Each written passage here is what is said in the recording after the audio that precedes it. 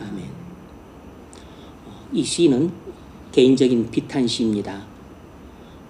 시편에는 비탄시가 제일 많은데 이런 사실은 하나님을 사랑하는 성도랄지라도 이 죄 많고 슬픔 많은 세상에서 많은 고통과 탄식과 눈물 가운데 살 수밖에 없다는 것을 시사하고 있습니다. 성경의 비탄시에는 여러 가지 요소들이 있습니다. 현실에 대한 그 고통을 호소하는 부르짖음, 또 원수에 대한 심판의 요청, 또 구원의 호소, 또 회개와 구원받은 후에 하나님께 대한 소원, 당장 구원이 이루어지지 않았지만 곧 이루어질 것을 믿고 믿음으로 드리는 찬양, 이런 요소들이 포함되어 있습니다. 현실 고통에 대한 절규, 구원 요청, 원수에 대한 심판, 또 하나님께 대한 헌신 서원, 그리고 장차 이루어질 구원을 확신하고 드리는 찬양과 감사, 이런 것이 비탄시를 이루는 주된 내용들입니다. 어쨌든 여기서 기억해야 될 점은 시인들이 감당할 수 없을 만큼 극심한 고난에 처해 신음할 때에도 눈앞의 현실만 바라보고 절망하지 않고 고통스러운 현실을 딛고 일어나서 믿음 위에 굳게 섰다는 것입니다. 고통스러운 현실을 딛고 좌절과 낙심 가운데서 일어나서 믿음의 위에 굳게 서서 하늘의 하나님께 부르짖었다는 것입니다. 그러므로 고통스러운 현실에 압도되고 함몰되어서 절망하고 그리고 포기하고 그리고 한숨 속에서 살아가는 것은 성도의 자세는 아니고, 성도든 성도가 아니든 모든 이 땅을 살아가는 사람들은 죄악이 관영한 세상에서 고통과 슬픔과 그리고 절망과 낙심과 그리고 괴로움 속에서 허덕일 수밖에 없는데, 성도와 비성도의 차이는 비성도는 고통스러운 현실만 바라보고 거기에 압도당해서 절망하고 그리고 자포자기하거나 극단적 선택을 하거나 아니면 쾌락으로 이 현실의 고통을 잊으며 살려고 하는 반면에, 성도는 이 고통스러운 현실을 직시하지만 압도되지 않고 현실을 딛고 일어나서 그리고 믿음으로 하나님을 바라보고 하나님께 부르짖는다는 것입니다. 이 점이 성도와 비성도 간의 결정적인 차이라고 할 수 있습니다. 여러분은 이 고통스러운 현실 속에서 어떻게 반응을 하고 있습니까? 믿지 않는 세상 사람들처럼 고통스러운 현실만 바라보고 거기에 압도되어서 낙심하고 좌절하고 그리고 이제는 소망이 없다, 아무리 해도 안 된다, 이제는 끝이다, 이제 앞으로도 안 될 거야, 이렇게 계속해서 의심 속으로 빠져들고 의심의 구렁텅이, 불신의 나락으로 떨어지고 있습니까? 그렇다면 여러분은 믿음 위에 굳게 서 있는 성도는 아닙니다. 교회는 다닐지라도 믿음 위에 굳게 서 있는 성도가 아니고 의심의 구렁이 속으로 빠져드는 믿음이 약해진 성도, 불신의 구렁텅이로 자신도 모르게 빠져들고 있는, 사단에게 속고 있는 사람들이에요. 진정한 믿음을 갖고 있는 성도라면 고통스러운 현실을 두 눈을 뜨고 직면하지만 이 고통스러운 현실을 딛고 분연히 일어나는 것입니다.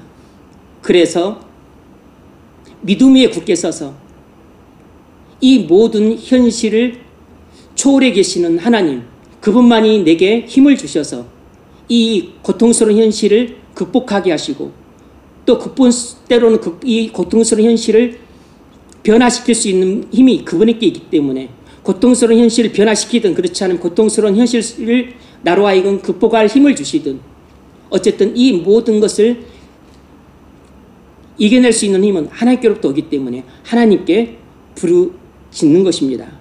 여러분이 만일 고통스러운 현실의 직면에서도 압도되지 않고 딛고 일어서서 하늘의 하나님께 도움을 호소하고 그리고 곧 구원해 주실 것을 믿고 찬양과 감사로 여러분의 기도를 마치고 찬양과 감사로 이 고통스러운 현실 속에서도 눈물을 흘리면서 살고 있다면 여러분은 믿음 위에 굳게 서 있는 성도이고 반드시 여러분의 믿음대로 이루어질 것입니다.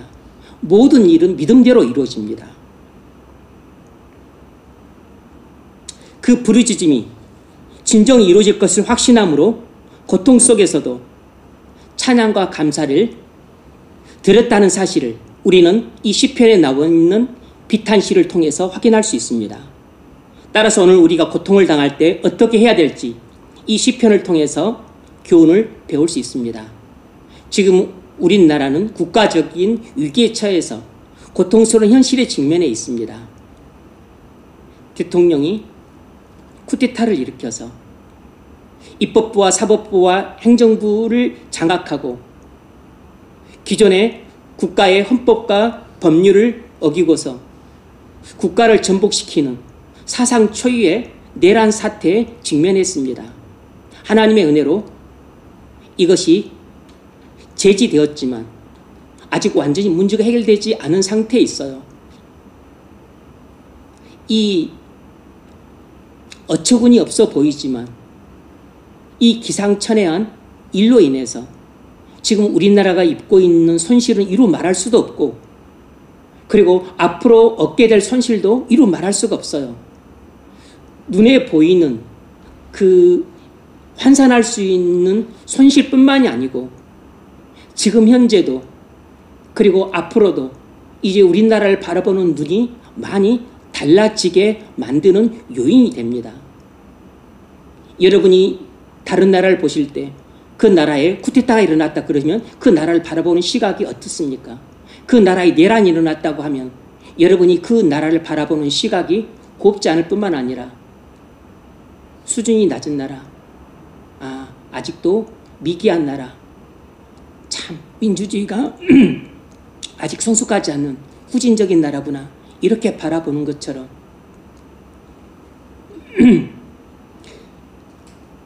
이렇게 우리나라의 국격과 위상이 크게 추락했다는 것만 위기가 아니고 이것은 또 한편으로 이 나라를 지탱하는 교회와 성도들의 신앙의 위기라는 점도 그 속에서 읽어낼 수 있어야겠습니다. 그러므로 이 고통스러운 현실은 외적으로 느껴지는 고통만이 아니고 성도만이 느낄 수 있는 이런 내적인 고통도 느껴야 되는 겁니다. 오늘 본문의 이 시는 다윗의 시로서 다윗의 노년에 자신의 친아들 압살롬이 아히도벨과 모략해서 자신을 왕위에서 몰아내는 반란을 일으켰습니다. 그래서 압살롬 반란에 직면해서 왕위에서 쫓겨나서 도망가고 있는 그 비참한 신세 가운데에서 지었던 시예요. 치욕스러운 고통 가운데 지은 시가 바로 이 시편 55편입니다.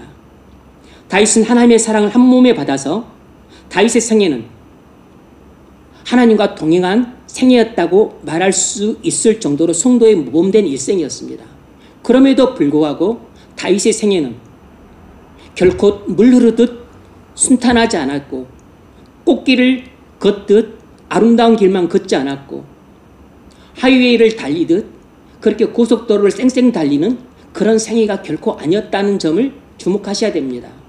다윗의 생애는 험준 산령을 넘고 넘어야 되는 그런 생애였고 또 아주 거센 물살이 흐르는 그런 강을 위험스럽게 뗏목을 타고 건너야 되는 그런 생애였고 끝도 안 보이는 망망대해를 돛담배 하나를 타고 항해해야 되는 그런 미지의 세계를 탐험한 것 같은 그런 모험의 생애였습니다. 우리는 다윗이 하나님과 함께하는 인생이었기 때문에 꽃길만 걷지 않았을까? 조금 초년에는 고생했지만 나중에는 평탄대로가 아니었을까 생각하지만 그는 시작부터 끝까지 하나님이 함께 하셨지만 그는 험산줄령을 넘고 그리고 사나운 강을 건너고 그리고 망망대해를 항해해야만 하는 그런 고난이 가득한 굴곡진 생이었습니다.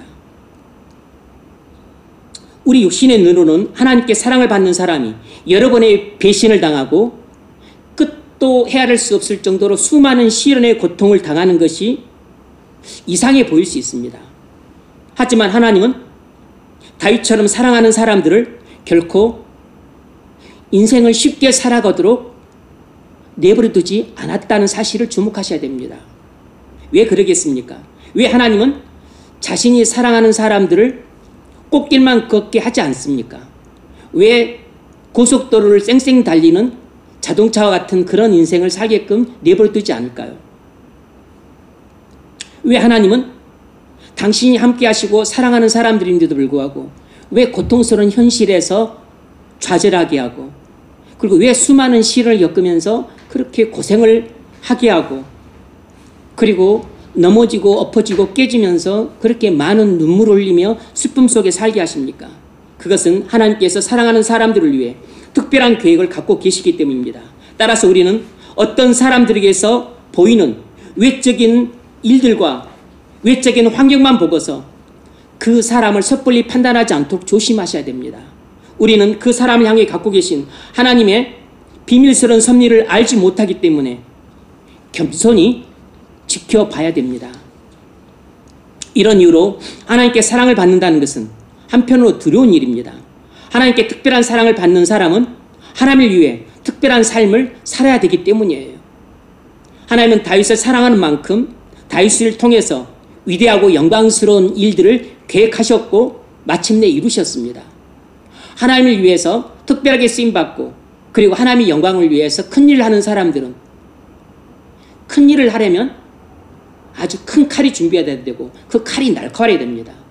그러면 칼이 크고 날카로우려면 그 칼을 준비하기 위해서 많은 쇳물이 필요하고 그리고 뜨거운 풀무질에 담금질을 해야 되고 찬물에 집어넣고 또 해모로 두드리고 풀무질을 하고 그리고 찬물에 집어넣고 또 다시 담금질을 하고 이것을 수도 없이 반복을 해야 되는데 이 뜨거운 불 가운데의 고통 그리고 이 차가운 혹한 가운데 고통 그리고 망치로 두들겨 맞는 고통을 다 견뎌내야 돼요. 이것이 모든 하나님께서 사랑하시는 자들을 고난을 통해 훈련시키시는 과정입니다.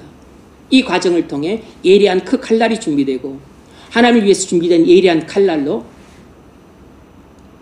사단의 나라와 그리고 죄와 세상과 싸울 수 있는 사람으로 준비가 되는 것입니다.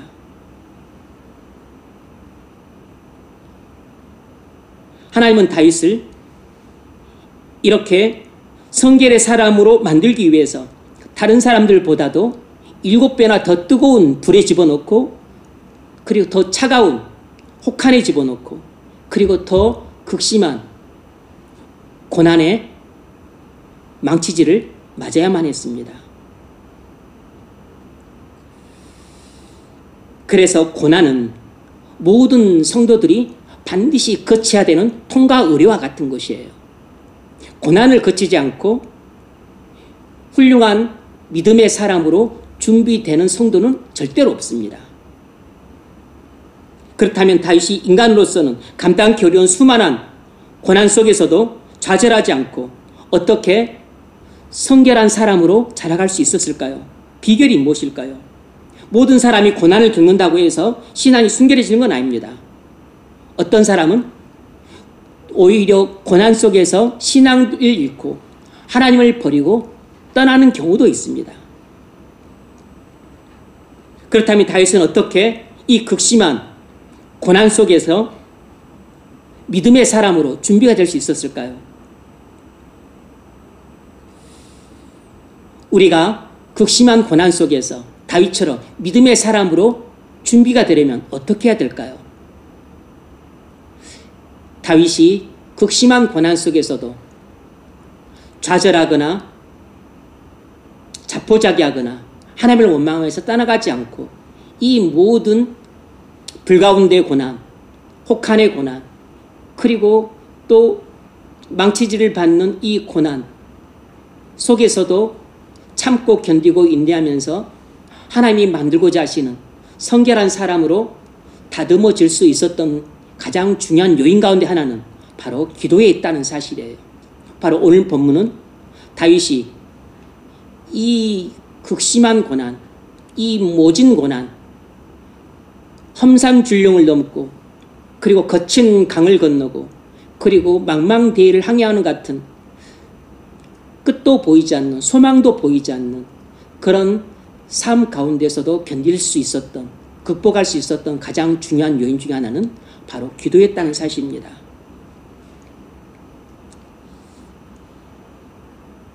첫 번째는 이런 극심한 고난 가운데 처했을 때 우리는 결심하고 기도해야 된다는 것입니다.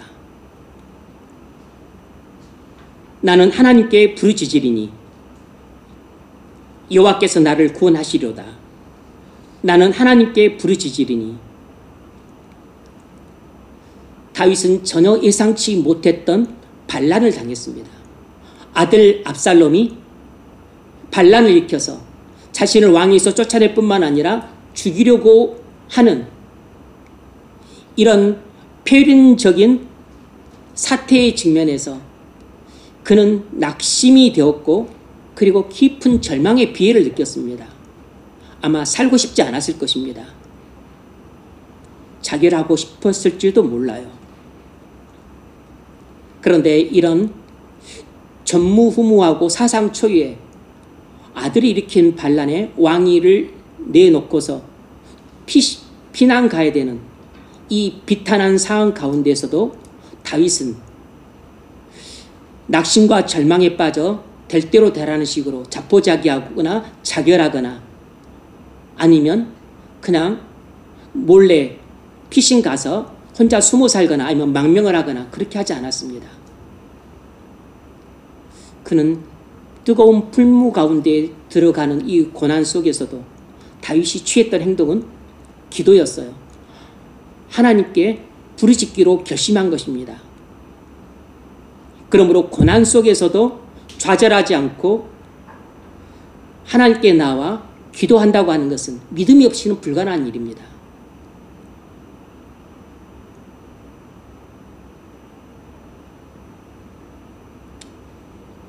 이것이 성도가 고난에 직면했었을 때 고난을 해결하는 믿음의 방법이에요. 문제를 해결하기 위해 다윗은 사람을 찾지 않았고 그리고 이웃 나라들의 도움을 요청하지 않았습니다. 이웃 나라 왕에게 도움을 청해서 군대를 보내달라고 했더라면 군대를 보내줄 수도 있었을 것입니다. 그런데 다윗은 그런 방법을 취하지 않았어요.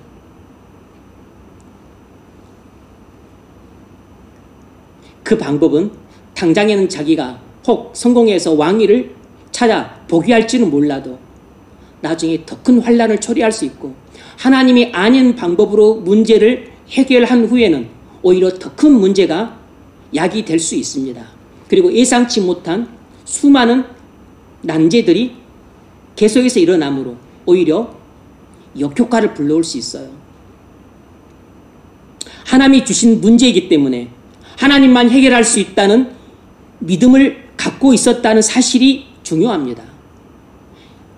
다윗이 비록 자신의 죄악 때문에 발생한 하나님의 심판적인 사건이었지만 그럼에도 불구하고 영안을 완전히 상실한 것은 아니었습니다.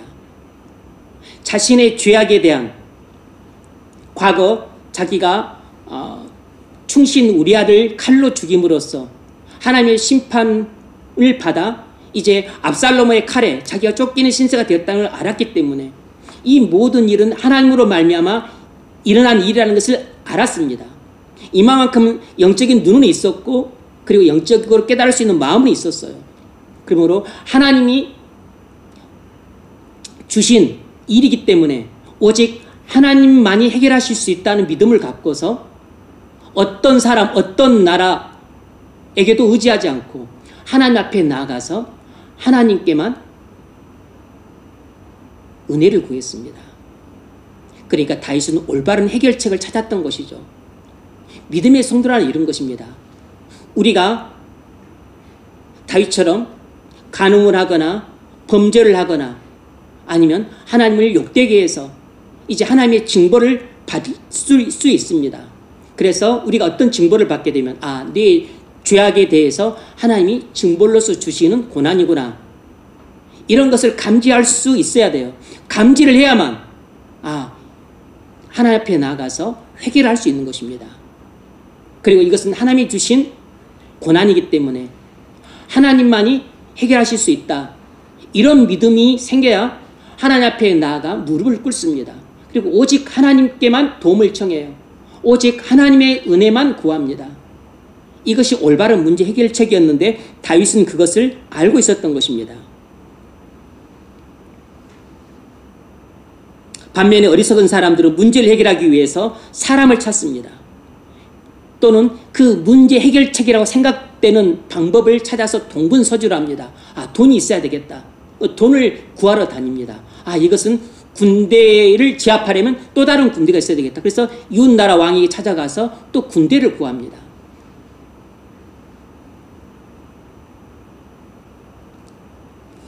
이건 문제를 너무 피상적으로만 보고서 불신적인 방법으로 문제를 해결하는 것이에요. 이렇게 되면 문제를 빨리 해결할 수 있을 것처럼 보이지만 사실은 문제를 악화시키게 됩니다. 하나님이 자녀들에게 문제를 주실 때는 자녀들의 IQ를 테스트하기 위해 주신 것이 아니고 얼마나 문제 해결 능력이 있는가를 테스트하기 위해서 주신 것도 아니고 어떤 상황에서도 하나님만 믿고 의지하는가를 테스트하기 위해서 문제를 주시는 것입니다.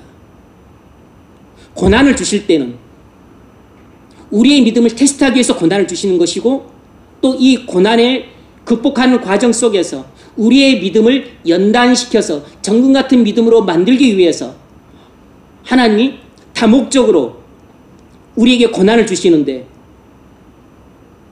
믿음을 테스트하기 위해서 고난을 주신 줄도 모르고 믿음이 아닌 방법, 사람을 찾아서 고난을 해결하고 하고 그 단순히 이 고난의 해결책이 돈이냐 아니면 빽이냐 아니면 다른 나라의 군대를 청하는 것이냐 이런 방식으로 문제를 해결하려 들면 문제가 해결되는 게 아니고 얽힌 실타래가 더 꼬이게 되어서 문제가 더 악화되는 것입니다.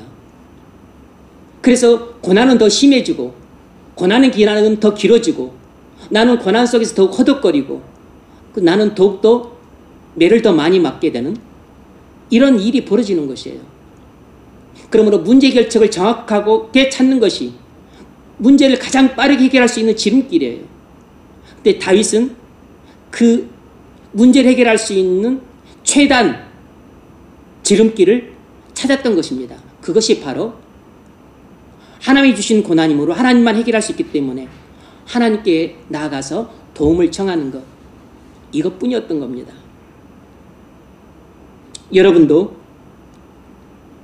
여러분의 죄악에 대해서 하나님이 징벌로서 고난을 주신다면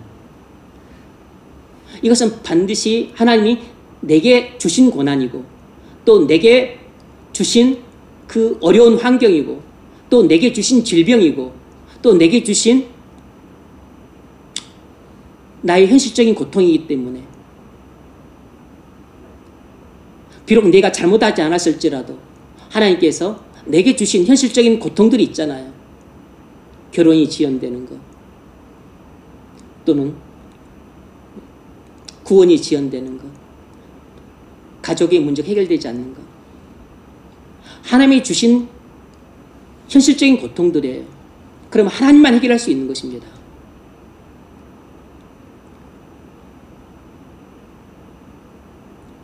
작은아버지나 이모나 고모가 해결할 수 없어요. 목사도 해결할 수 없습니다. 남편도 아내도 해결할 수 없어요. 내 문제를 부모님이 해결하겠습니까? 친구들이 도와줄 수 있나요? 부모도 해결 못하고 친구도 도와줄 수 없고 그리고 어느 누구도 도와줄 수 없어요. 내가 갖고 있는 문제는 전부 하나님이 주신 문제이기 때문에 하나님만이 문제를 주신 분이 문제를 거둬갈 수 있습니다. 난제를 주신 분이 그 난제를 해결할 수 있는 것이에요. 주실 수 있는 능력을 가지고 계신 분은 거둬갈 수 있는 능력도 갖고 있고, 그리고 내게 난제를 내신 분이 난제를 해결할 수 있는 능력도 갖고 계신 것입니다.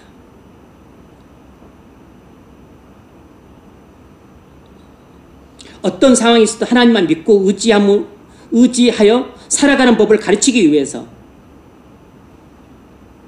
고난의 강도를 높여 가시는 겁니다. 문제를 대하는 자세를 보면 그 사람이 믿음의 사람인지 아닌지 알 수 있습니다. 여러분은 여러분의 문제를 어떻게 해결해 나가고 있죠? 다윗은 치를 떨면서 압살롬에 대한 복수심을 불타지 않고, 이것은 나와 압살롬만의 관계의 문제가 아니고, 비록 압살롬이 반란을 일으켜서 나를 죽이려 했지만 이 문제는 나와 압살롬의 문제가 아니고 나와 하나님과의 관계의 문제라는 사실을 다윗은 정확하게 인식을 하고 있었습니다. 그래서 압살롬에 대한 미움과 분노가 불타오르지 않고 하나님께 대한 회개와 그리고 하나님께 대해 도움을 청하는 기도가 나온 것이에요.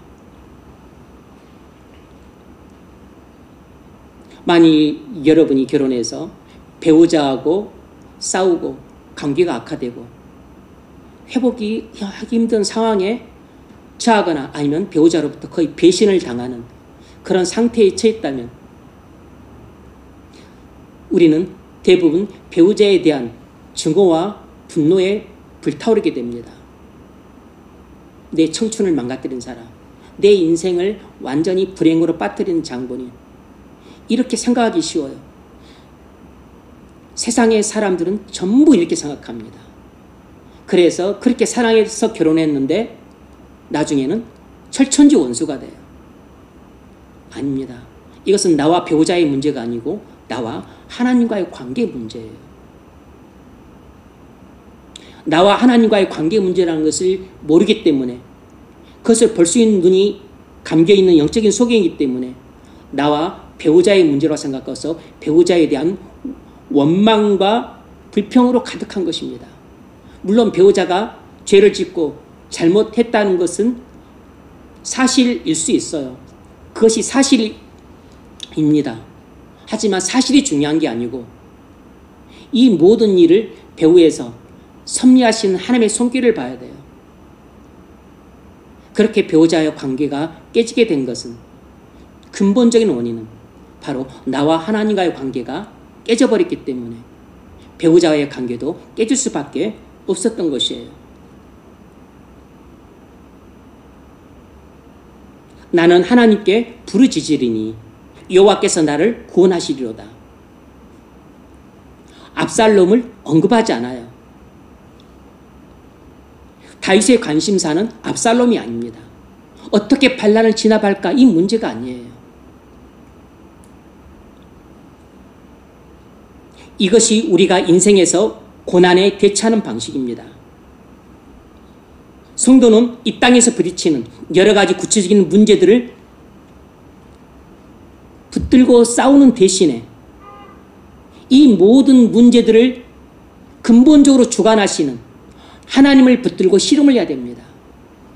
여러분들이 구원의 문제에 직면해 있다면 구원 문제 자체를 붙들고 씨름하지 말고 구원을 주실 수 있는 하나님을 붙들고 씨름을 해야 됩니다. 여러분이 결혼 문제에 직면해 있다면 결혼을 허락하시기도 하고 막으시기도 하시는, 결혼을 주관하시는 하나님을 붙들고 씨름을 해야 돼요. 가족 구원을 위해서 기도를 하고 있다면, 또 가족들의 건강을 위해 기도를 하고 있다면, 부모님의 건강과 부모님의 건강과 구원을 주관하실 수 있는 하나님을 붙들고 씨름을 해야 됩니다.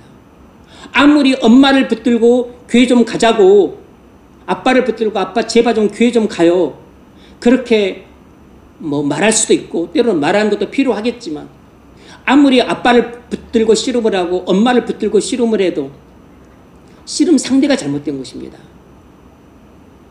교회를 안 가는 것은 아빠가 안 가고 싶어서 안 가는 게 아니고 엄마가 나를 사랑하지 않기 때문에 안 가는 게 아니고 뒤에서 사단이 붙들고 있기 때문에 안 가는 것입니다. 사단의 손에서 못 나오기 때문에 안 나는 것이에요. 사단의 손을 풀고 사단의 손에서 건져줄 수 있는 분은 하나님밖에 없기 때문에 하나님을 붙들고 씨름을 해야 하나님이 움직이십니다. 하나님이 움직이셔야 문제가 해결되는 것이에요. 여러분의 직장 문제도 마찬가지고 여러분의 건강 문제도 마찬가지입니다. 여러분의 직장을 주기도 하시고 빼앗기도 하시고 이쪽으로 옮기기도 하시고 저쪽으로 옮기기도 하시고 그러므로 어떤 직장을 갈까 좋은 직장을 찾는 것도 필요하겠지만 그런 것이 문제 해결책은 아니고 직장을 주기도 하시고 빼앗기도 하시고 아니면 직장에서 승진케도 하시고 아니면 머물게도 하시고 승진도 주관하시고 이직도 주관하시는 그것은 전부 하나님이에요. 하나님을 붙들고 씨름을 해야 되는 것입니다. 그래야 직장에서 안정되게 직장생활을 할 수 있고 그리고 승진도 하고 그리고 필요하면 필요한 자리로 하나님이 그 사람을 세워주시는 것이에요. 건강도 단순히 건강하기 위해서 좋은 음식 먹고 운동하고 당연히 필요하죠. 식이요법 필요하고 운동 필요합니다. 하지만 그런다 그래서 질병이 낫는 게 아니에요. 악화된 건강이 회복되는 것도 아닙니다. 그런다고 해서 건강했던 사람이 계속 건강이 유지되는 것도 아니에요. 건강했던 사람이 갑자기 나빠질 수도 있고 그리고 중병 걸렸다가 식이요법을 잘했지만 그러나 못 넘기는 사람도 있습니다. 건강과 생명을 주관하신 분은 하나님이시기 때문에 건강 문제와 생명 문제도 근본적으로 하나님을 붙들어야 돼요. 그런데 우리는 대부분 근시안이라서 문제의 근원적인 것을 보지 못하고 문제의 외면적이고 표피적인 것만 보기 쉬워서 건강 문제라면 좋은 음식을 먹고 운동을 해야 된다. 그리고 엄마 아빠를 구원하기 위해서는 또 엄마 아빠 마음에 잘 들게 해야 된다. 그것도 필요하긴 하죠. 그런다고 해서 해결되는 건 아니에요. 내 구원 문제라 그래서 구원 문제 자체만 갖고 씨름해가지고는 안 되는 겁니다. 하나님을 붙들고 씨름해야 되고 하나님의 말씀에 순종하면서 그리고 주님을 믿음으로 바라보면 그 문제는 해결이 돼요. 언제 해결되는가 모르게 해결됩니다. 주님을 믿고 그리고 주님을 의지하고 그리고 주님을 바라볼 때 나의 구원 문제도 해결이 되는 것이에요.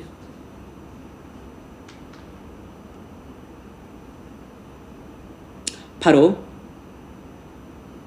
이런 삶이 인생의 본질을 통찰한 신앙 구속에서 나타나는 삶이에요.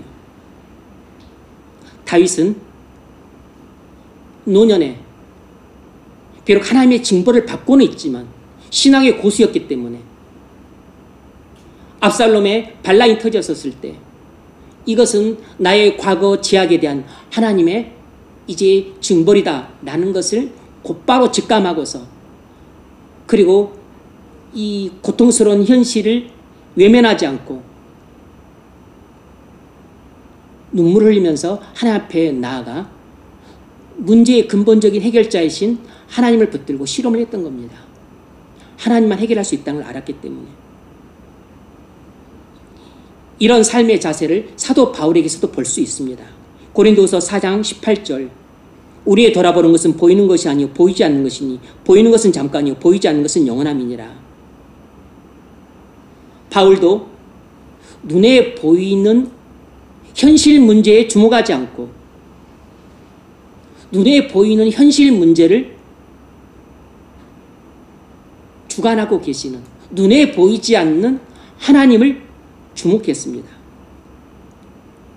우리는 신앙이 어리고 얕아서 현실 속에서 매일 부닥치는 구체적인 문제들이만 목을 매는 경향이 있습니다. 그것은 우리가 주로 눈에 보이는 것들만을 주목함으로 눈에 보이는 것들에만 큰 영향을 받고 살기 때문입니다.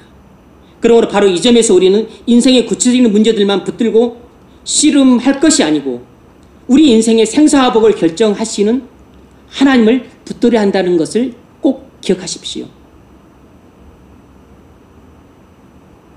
죄 문제로 고민하는 사람들이 많습니다. 죄 문제는 단순히 죄 문제가 아니라 은혜의 문제입니다. 죄 문제를 해결하려고 아무리 죄를 안 지려고 노력하거나 죄를 피할 수 있는 방법들을 연구해도 죄 문제를 해결할 수가 없어요. 죄 문제를 극복할 수 있는 방법을 안다고 해서 죄 문제를 극복할 수 있는 게 아닙니다. 극복하는 방법을 몰라서 죄 문제를 극복을 못했던 게 아니기 때문에, 죄 문제를 극복을 못하고 죄와 싸움에서 졌던 것은 죄를 이길 수 있는 능력이 없었기 때문이에요. 그럼 죄를 이길 수 있는 근본적인 방법이 뭐냐면 그것은 바로 하나님께 있습니다. 왜냐하면 하나님만이 죄를 이길 수 있기 때문에. 그래서 죄를 이기려면 하나님께 달려가야 됩니다. 하나님께 달려가서 죄를 이길 수 있도록 하나님을 붙들어야 돼요. 그러면 죄를 이길 수 있는 능력을 주십니다. 그게 무엇이냐면 은혜예요. 죄를 이길 수 있는 하나님이 주시는 능력은 바로 은혜입니다. 그러므로 은혜를 많이 받는 것이 하나님께로부터 능력을 많이 받는 것이고, 죄를 이길 수 있는 능력을 받는 것이에요. 그래서 하나님을 붙들 때 하나님께서 우리를 불쌍히 여기사 은혜를 주세요. 은혜를 받게 되면 이기심이라고 하는 나의 죄를 이김으로 못난 자아를 극복하고 새로운 자아로 살게 돼요. 은혜를 받게 되면 나의 교만한 성품을 깨뜨리고, 그래서 나 자신이 비천하고 자격이 없는 사람이라는 것을 인지함으로 겸손해지게 되는 겁니다. 은혜를 받아야 원수를 갚고 싶은 복수심을 잠재울 수 있습니다. 은혜를 받아야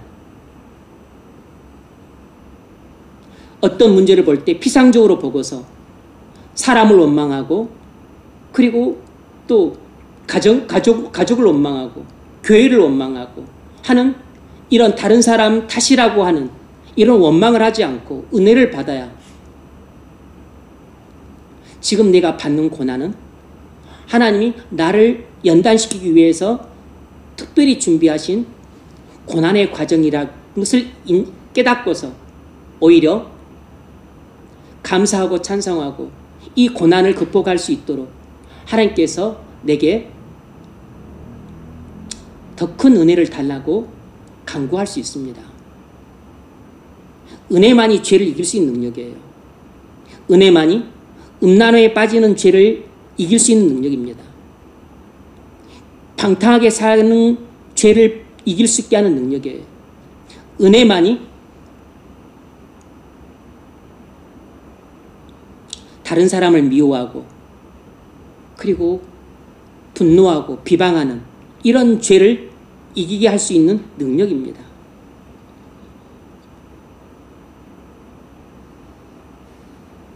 죄 문제의 본질은 내가 짓고 있는 죄 자체가 아니고 사실은 은혜의 문제입니다.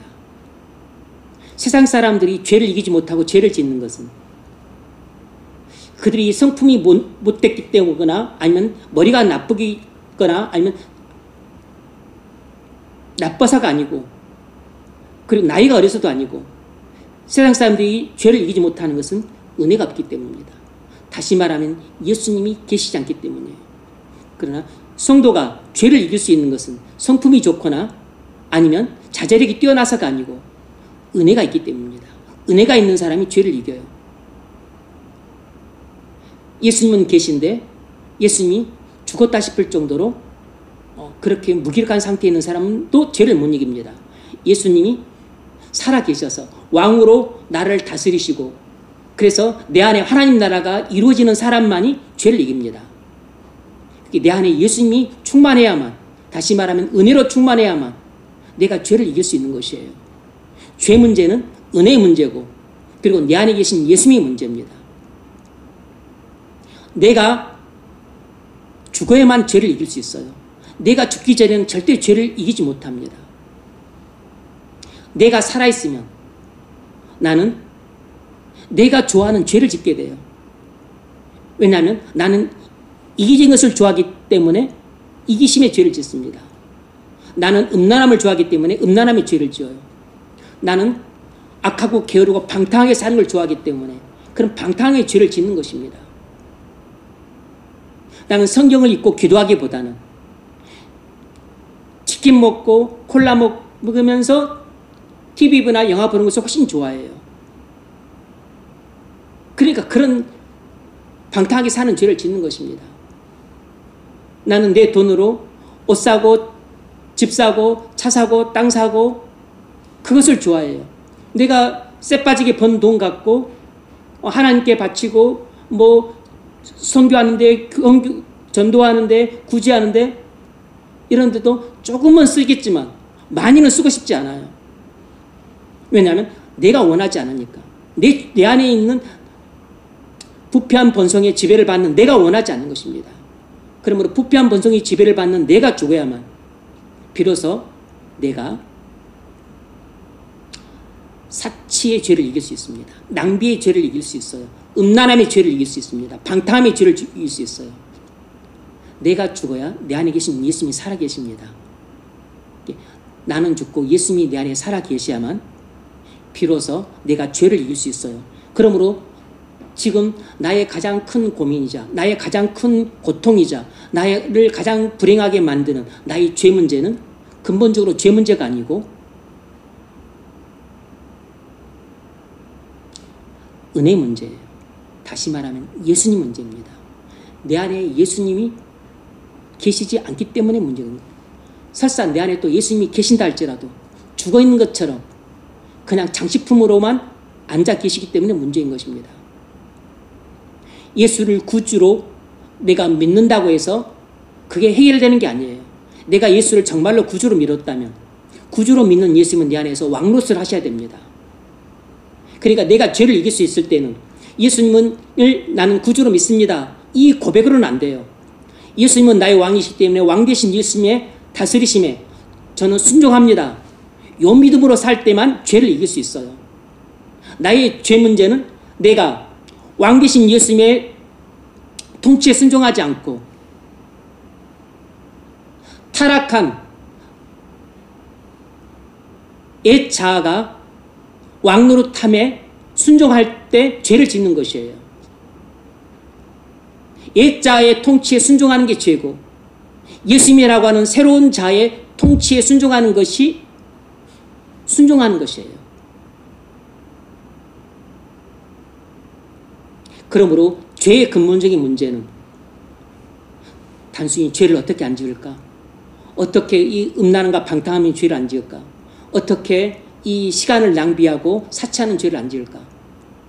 어떻게 이 미움과 분노, 교만과 어리석음의 죄를 안 지을까? 아무리 고민해도 해결책 없습니다. 근본적인 해결책은 하나님께 있는 것이에요. 주님께 있는 것입니다. 예수님께 있는 것이에요. 그러므로 죄 문제를 해결하려면 예수님을 붙잡아야 됩니다. 예수님을 바라봐야 돼요. 예수님이 나의 구주시라는 것을 믿고 지할 뿐만 아니라 그 예수님이 내 안에서 왕으로 다스리고 있다는 것을 믿어야 됩니다. 그래서 왕 대신 예수님의 통치에 순종해야만 죄 문제가 해결될 수 있는 것이에요.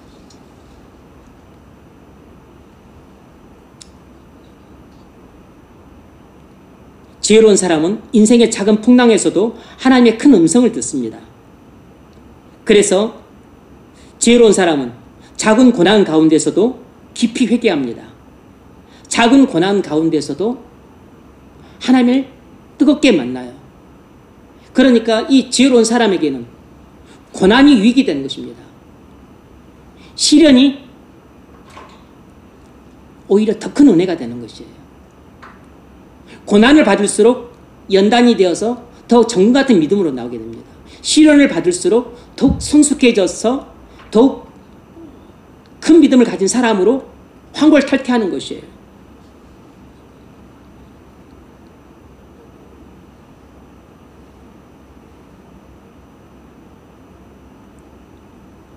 그래서 하나님은 유다와 에레미야에게 바벨론 포로라고 하는 도무지 이해할 수 없는 큰 고난을 주셨습니다.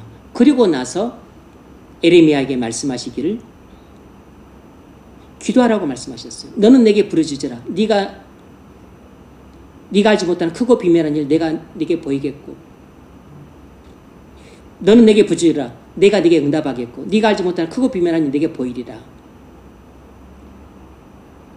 여러분, 감당할 수 없는 문제가 있다면 그것은 여러분을 미워해서 여러분을 멸망시키기 위해서 주신 고난이 아닙니다.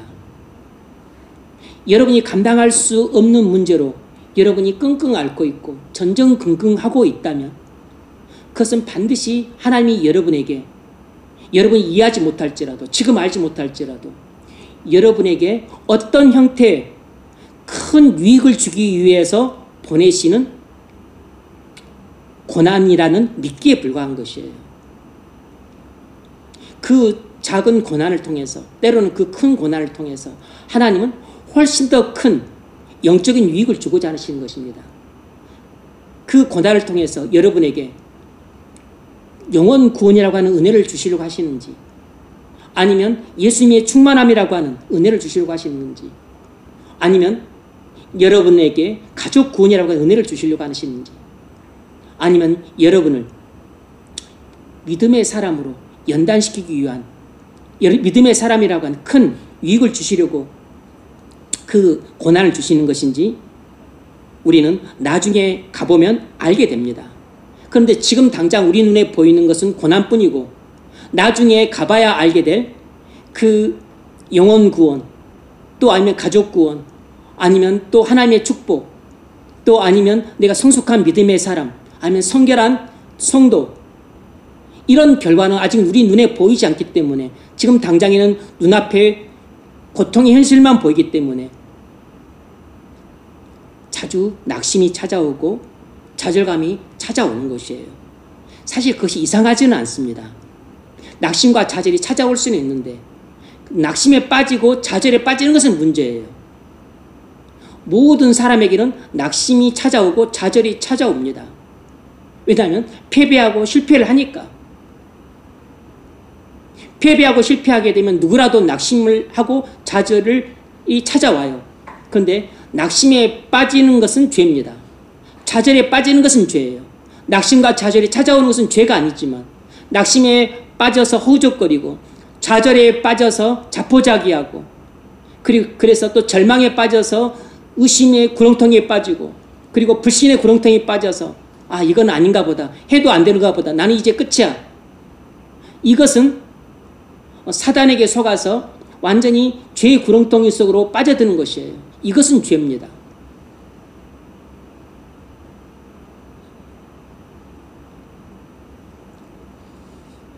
감당할 수 없는 문제에 직면했다는 것은 하나님 앞에 나오라는 뜻이에요. 왜냐하면 감당할 수 없는 문제를 해결할 수 있는 분은 하나님밖에 없기 때문입니다. 여러분들이 감당할 수 없는 고난에 직면했습니까? 여러분들이 스스로 해결할 수 없는 문제에 직면해 있으세요? 경제적인 문제에 직면해 있습니까? 건강 문제에 직면해 있으세요? 영혼 구원의 문제에 직면해 있습니까? 결혼 문제에 직면해 있으세요? 가족 구원의 문제에 직면해 있으세요? 직장 문제에 직면해 있으세요? 전부 여러분 힘으로 해결할 수 있는 문제입니다. 우리나라는 이 사상 초유의 내란 사태라고 하는 문제에 직면해 있습니다. 사상 초유는 아니시구나. 우리 힘으로 해결할 수가 없습니다. 그러니까 우리도 우리 문제를 해결하기 위해서는 우리 힘으로 해결할 수 없는 문제를 해결할 수 있는 하나님께 나가야 되고, 우리나라 문제도 우리나라 국민이 해결할 수 있는 게 아니에요. 근본적으로 보이지 않는 하나님의 손이 해결할 수 있기 때문에 하나님께 나가야 됩니다. 그런데 믿지 않는 사람이 나갈 리는 없고, 믿는 사람만, 이 우리나라 문제를 해결할 수 있는 분은 하나님밖에 없다는 믿음을 가진 사람만 하나님께 나아가 부르짖는 것이에요. 그래서 다윗이 압살롬 반란의 직면에서 그가 해결처로 꼽은 것은 기도밖에 없었기 때문에 하나님께 부르짖겠다고 스스로 다짐한 것입니다. 내가 하나님께 부르짖으리니 여호와께서 내게 구원을 보이시리로다. 우리나라에 직면한 이 내란 사태도 우리도 다윗처럼 말을 해야 됩니다. 내가 하나님께 부르짖으리니 여호와께서 우리나라에 구원을 보이시려다.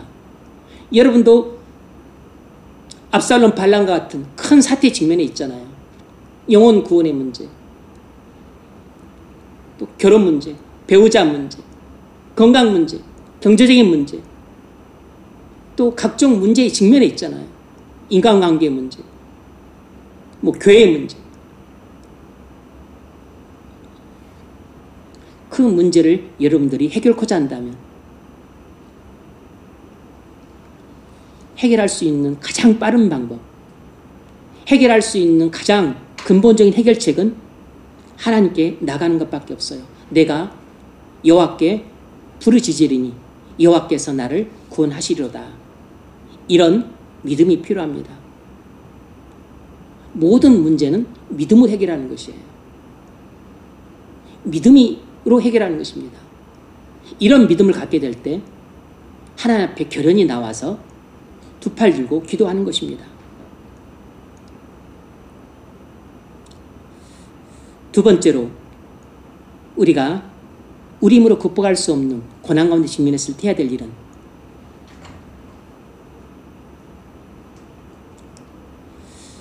근심 가운데서도 하나님 앞에 나오는 것입니다.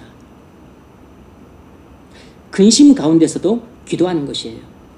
17절 저녁과 아침과 정오에 내가 근심하여 탄식하리니 여호와께서 내 소리를 들으시로다. 다윗이라고 해서 압살롬 반란의 직면에서 걱정이 없었던 게 아니에요. 천하태평이었던 게 아닙니다. 그럴 사람은 아무도 없어요. 지금 내 뼈가 부러지고 내 살이 깎이는 것 같은 그런 고통스러운 현실에 직면했는데 나는 아무렇지도 않아. 고통도 슬픔도 느끼지 않는 그런 사람이 어디 있겠습니까? 다윗도 고통과 슬픔을 느끼면서 괴로워하고 그리고 힘들어했어요. 그리고 한숨을 짓고 탄식하고 근심을 했습니다. 탄식이 절로 나오고 근심이 찾아오니까. 그래서 탄식이 나오는 것은 잘못이 아닙니다. 한숨이 나오는 것도 잘못이 아니에요. 그리고 걱정이 찾아오잖아요. 그러니까 걱정이 찾아오는 것도 잘못이 아니에요. 불안이 찾아오는 것도 잘못이 아닙니다. 두려움이 찾아오는 것도 잘못이 아니에요. 문제는 한순간 탄식 속에 푹 빠져드는 것입니다. 근심 속으로 빠져드는 것이 문제예요. 불안 속으로 빠져드는 것, 두려움 속으로 빠져드는 것이 죄입니다. 죄. 하지만 근심이 찾아오고 불안이 찾아오고 두려움이 찾아오는 것은 인지상정이 사람에게는 모두 그런 일이 일어날 수밖에 없습니다. 그러면 내가 근심 속에 빠지지 않았다는 걸 어떻게 할 수 있는가? 근심 속에서도 기도하는 것입니다. 내가 근심에 압도되지 않고 불안에 압도되지 않고 두려움에 압도되지 않았다는 결정적인 증거는 근심과 불안과 두려움 속에서도 하나님 앞에 나가 기도하는 것이에요.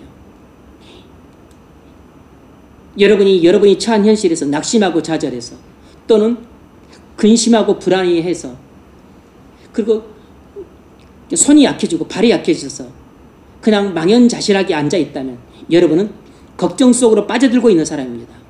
불안 속으로 빠져들고 있는 사람이에요. 두려움 속으로 빠져들고 있는 사람입니다. 이런 사람은 점점 마귀가 그 사람의 목을 옥죄고 있습니다. 그리고 자기가 걱정하는 문제, 영혼 구원의 문제, 아니면 또 직장의 문제, 아니면 결혼의 문제, 이런 문제를 올가미를 씌워가지고 뭐 3중, 4중 올가미를 씌워서 여러분을 옥죄고 있는 것이에요. 거리면서 여우가 죽어가듯이 멧돼지가 죽어가듯이 그렇게 죽어가는 겁니다. 영적으로 죽어가는 것이에요. 걱정 속에 빠져지는 사람, 불안 속에 빠져지는 사람, 두려움 속에 빠져지는 사람은 마귀가 쳐놓은 그런 직장 문제, 결혼 문제, 구원 문제, 뭐 가족 문제, 뭐 교회 문제, 아니면 또 뭐 나라 걱정, 이런 것에 오를가미에 씌워서 질식해 가고 있는 겁니다. 캑캑거리고 있는 것이에요. 본인이 캑캑거리고 있는지도 모르는 겁니다. 여러분이 감당할 수 없는 고통스러운 현실의 직면에서 낙심이 되고 그리고 걱정이 되고 그리고 마음이 상하고 그러고만 앉아있다면 여러분은 지금 여러분이 직면한 문제를 전혀 잘못 대처하고 있는 겁니다. 믿음의 방식으로 대처하고 있는 게 아니에요. 다윗처럼 대처하고 있는 게 아닙니다. 그건 사단의 거짓말에 속고 있는 것입니다. 봐, 네 해도 안 되잖아. 네가 얼마나 노력했어. 노력해도 안 되잖아. 네가 지금 얼마나 교회를 오랫동안 다녔는데 아직까지도 네가 예수님 못 만났잖아. 그러니까 앞으로 해도 아마 가망이 없을 거야. 이런 식으로는 안 될 거야. 하나님을 찾지 않고 혼자서 망상만 하고 있습니다. 혼자서 속으로 생각을 하고 있어요.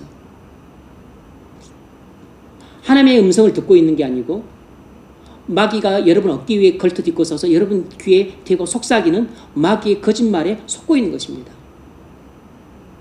그건 본인의 생각이라고 착각을 하고 있어요.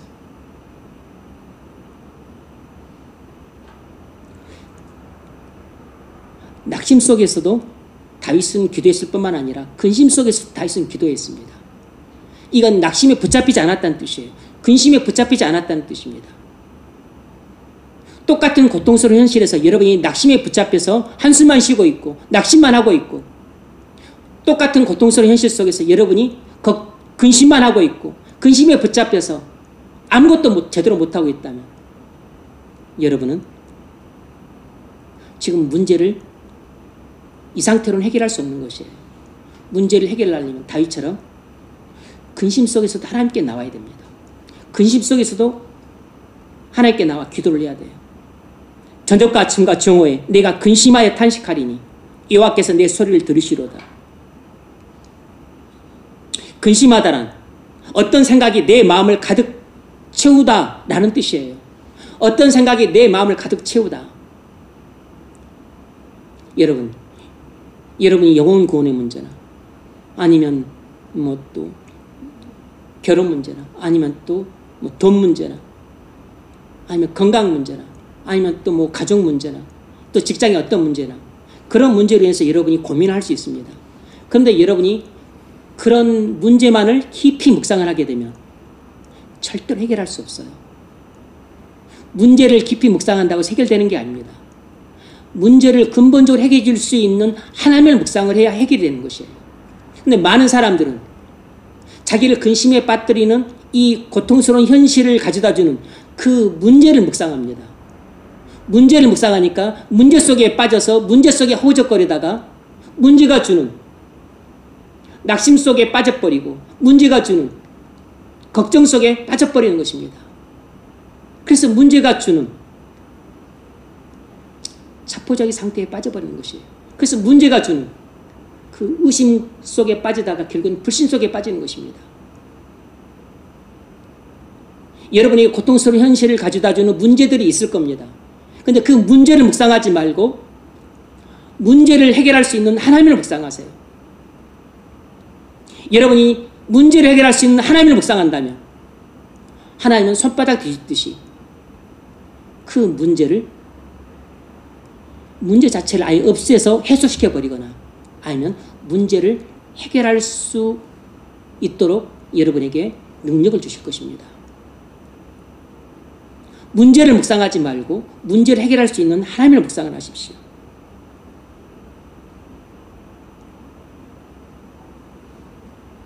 다윗은 압살롬의 반론 때문에 왕이 찬탈을 당하는 이 고통스럽고 치욕스러운 현실에 직면했습니다. 압살롬과 아히토벨이 반란을 일으켜서 왕국에서 쫓겨났으니까 얼마나 치욕스럽고 수심이 가득하겠습니까? 여러분이 고통이 아무리 크다 한들 다윗이 겪는 고통보다 더 클 수는 없어요. 다윗이 직면한 이 고통스러운 현실은 여러분이 겪고 있는 고통스러운 현실보다 100배는 더 할 겁니다. 그때 다윗은 자신에게 이런 고통스럽고 치욕스럽고 비통한 현실을 가져다 준 압살롬과 아히토벨을 묵상한 것이 아니고 이 모든 일을 주관하시고 허락하시고 주시는 하나님을 묵상했습니다. 압살롬과 다이도베를 찢어 죽이겠다고 그런 생각을 한 것이 아니고 하나님 앞에 나와 자기 죄를 자복하고 그리고 하나님의 은혜를 구하는 그 부르짖음을 했어요. 여러분이 기도하기로 마음을 먹었다고 해서 곧바로 뜨거운 기도가 나온 것은 아닙니다. 여러분이 평상시 기도를 안 했다면 기도하려고 할 때 많은 방해를 받습니다. 평상시에 기도를 했던 사람도 언제나 기도를 하는 것이 항상 쉬운 것은 아니에요. 그러나 우리의 고통스러운 현실은 우리가 기도 훈련 받기에는 아주 최적의 환경입니다.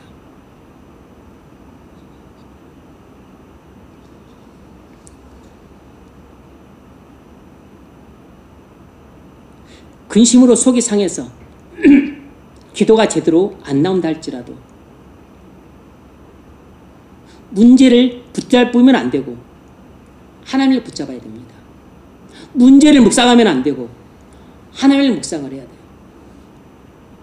그러므로 여러분을 고통스럽게 만드는 현실적인 문제인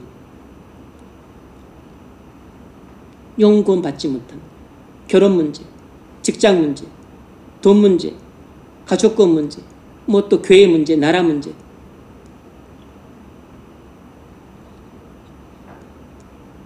그것들은 마음속에 두고서 이 모든 문제들을 다 해결할 수 있는 능력은 하나님께 있기 때문에 하나님을 묵상하십시오.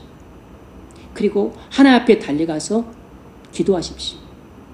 이것이 문제를 해결하는 가장 근본적인 해결책이자 최단시간 해결할 수 있는 가장 빠른 해결책이고 그리고 가장 빠른 길로 걸어갈 수 있는 지름길이에요.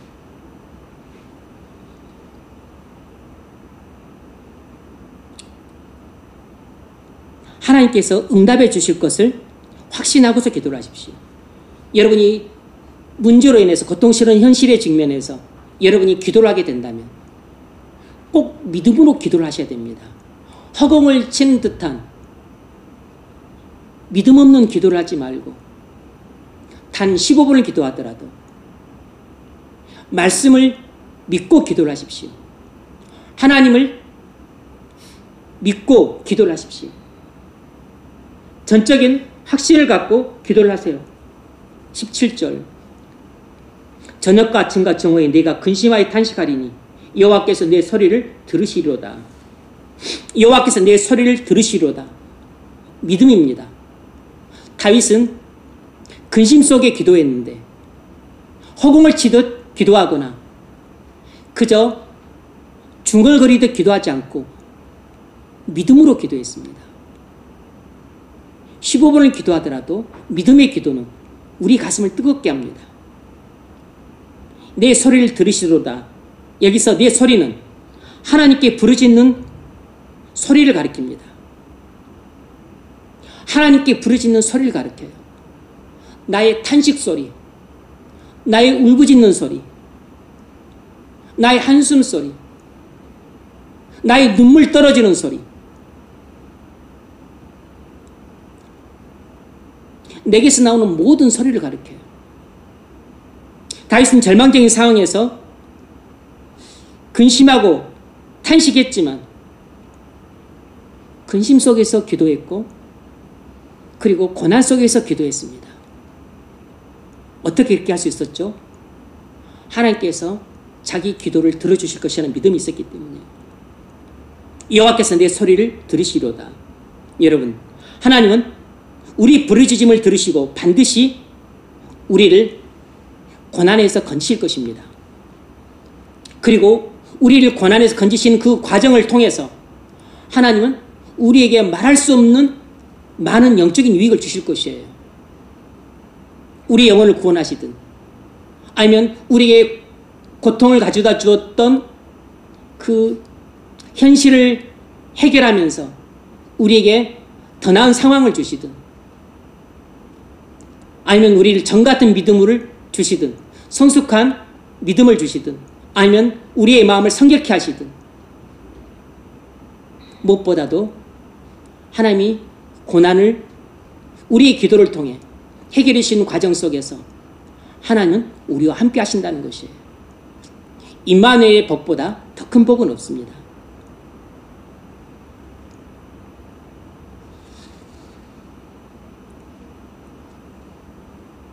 하나님은 신실하시기 때문에 우리의 기도를 들으십니다. 우리의 신음소리 하나까지도 다 들으시는 분이 우리가 믿음으로 드리는 기도를 안 들으실 수가 없어요.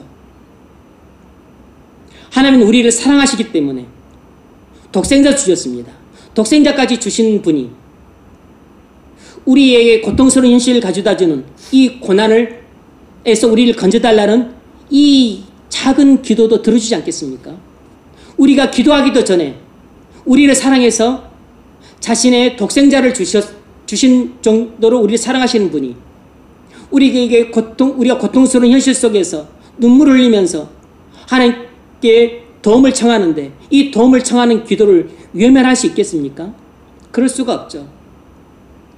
예수님을 우리에게 주신 분이라면 그 하나님은 아버지는 우리의 이 작은 기도를 들어주지 않을 수가 없습니다.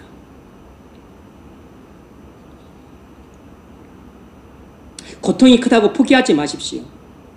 고통이 큰 것은 여러분으로 하여금 하나님만 전적으로 바라보고 하나님만 전적으로 의지하도록 하기 위함입니다.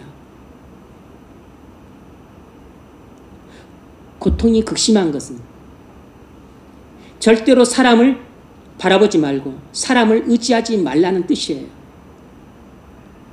이 고통이 오랫동안 지속이 되고 있는 것은 여러분이 자꾸 하나님만 바라보지 않고 사람을 바라보기 때문입니다. 하나님만 믿지 않고 자꾸 딴 것을 믿기 때문에 고통의 기간이 계속 지연이 될 수 있는 겁니다. 여러분이 하나님만 전적으로 믿고 의지하고 그리고 그 문제를 온전히 맡길 때 하나님이 정하신 때 그 문제를 해결해 주십니다. 그 고통스러운 현실에서 여러분을 건져주세요. 때로는 그 고통스러운 현실을 넉넉하게 이길 수 있도록 여러분에게 풍성한 은혜를 주실 것입니다. 고통스러운 현실을 제거하는 방법이 그것도 필요한 때가 있겠지만 고통스러운 현실은 그대로 두고서 우리로 하여금 그것을 극복할 수 있도록 은혜를 주시는 방법이 하나님이 일반적으로 사용하시는 방법이에요. 왜냐하면 후자가 더 유익이 크기 때문입니다. 고통스러운 현실을 제거하는 방법은 어렸을 때입니다. 애들이 어렸을 때는 주변에 날카로운 것, 칼, 망치, 아니면 바늘 이런 거 애들 곁에 두지 않아요. 애들한테 찔릴 수 있으니까. 고통스러운 현실을 제거해 줘야 돼요. 근데 어른이 되면 아닙니다. 칼로 뱄으면 본인이 스스로 그걸 붕대로 물고 약을 발라야 돼요. 붕대로 묶고 약을 바르는 것이 은혜입니다. 은혜. 하나님은 은혜를 주셔서 고통스러운 현실을 극복하게 하십니다. 그러므로 하나님이 우리에게 극한의 고난을 주셨다 할지라도 하나님이 우리에게 주신 고난은 극복하지 못할 고난이 없어요. 넘지 못할 험산 줄령이 없고 그리고 지나가지 못할 고난의 골짜기는 없습니다. 어떤 고난의 골짜기도 하나님이 은혜를 주시면 지나갈 수 있고 어떤 고난의 험산 줄령도 하나님의 은혜를 주시면 넘어갈 수 있습니다. 여러분이 고통스러운 현실 속에서 낙심하고 있다면 근심 속에 있다면 낙심만 하거나 근심만 하지 마십시오. 그건 여러분이 낙심 속에 빠져 있는 것이고 근심 속에 빠져 있는데 그 자체가 죄고 계속 그 상태에 머물러 있으면 사단이 여러분을 점점 더 낙심의 수렁 속으로 빠져들이고 근심의 수렁 속에 빠뜨려서 아예 여러분을 영적으로 질식시킬 겁니다. 그리고 고통스러운 몇 가지 현실적인 문제로 여러분의 목을 올가미로 씌워서 여러분을 질식하게 만들 것이에요. 교회를 다니지만 껍데기만 다니게 만들 겁니다. 형식적인 신앙생활에 머물게 만들 것이에요. 지금 여러분이 그렇게 살고 있을지도 모릅니다.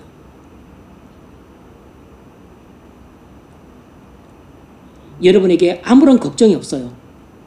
그럼 기도하겠습니까? 그럼 기도 안 할 겁니다. 여러분에게 아무런 고통도 슬픔도 부족함도 모자람도 없어요. 그러면 기도할 이유가 없죠. 그래서 천국에서는 기도 안 하는 겁니다.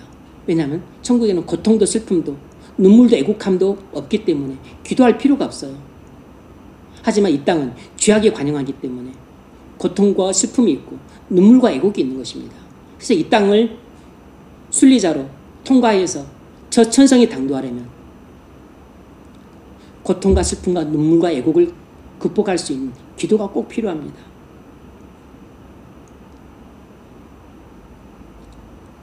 말씀을 맺겠습니다.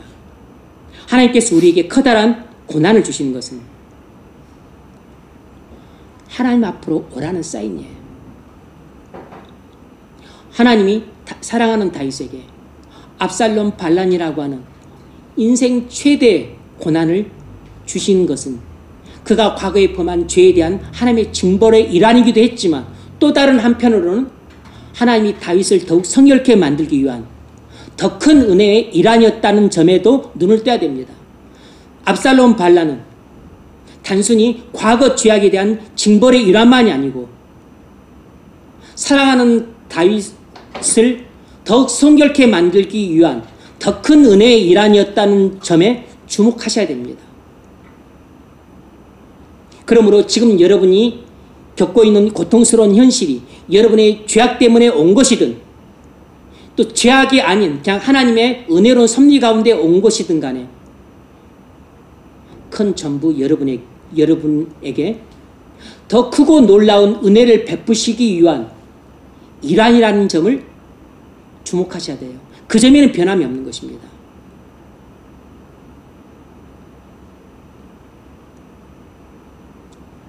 여러분이 고난 속에 있다면 그 어느 때보다 기도가 필요합니다. 확신에 찬 기도가 필요해요. 여러분이 근심 가운데 빠졌다면, 고통스러운 현실 때문에 근심 속에 빠져 있다면, 근심 속에 빠져 있지만 말고 그 근심 속에서도 여러분이 하나님께 나와 믿음으로 기도를 해야 됩니다. 고통스러운 현실을 해결할 수 있는 방법은 믿음입니다. 고통스러운 현실을 해결할 수 있는 분은 하나님이세요. 이 고통스러운 현실을 해결할 수 있는 분은 하나님이라는 믿음이 필요해요. 하나님이라는 믿음이 필요합니다. 하나님만이 전적으로 이 문제를 완전히 해결할 수 있다는 믿음이 필요해요. 그러면 하나님만 전적으로 믿고 전적으로 의지하고 전적으로 맡겨야 돼요. 바로 그 믿음에서 나오는 하나님께 나오는 그 부르짖음이 바로 기도입니다. 그래서 기도는 하나님께 대한 전적인 신뢰의 표지예요. 그러므로 여러분이 고통스러운 현실에만 주목하지 말고 이 고통스러운 현실을 통해서 하나님께서 내게 더 큰 은혜를 베푸시기 위한 일하는 점을 기억하셔야 됩니다. 그리고 그것을 극복하기 위해서 문제를 붙잡지 말고 하나님을 붙잡으십시오. 그리고 문제를 묵상하지 말고 하나님을 묵상하세요. 그리고 문제 해결책을 찾아서 동분서주하지 말고 하나님께 나와서 부르짖으십시오. 기도가 문제를 해결할 수 있는 최선의 방법이고 그리고 최단시간 그리고 가장 빠른 지름길입니다. 확신에 찬 기도로 여러분에게 엄청난 고통을 가져다 주는 현실을 해결할 수 있기를 주의 이름으로 축원합니다.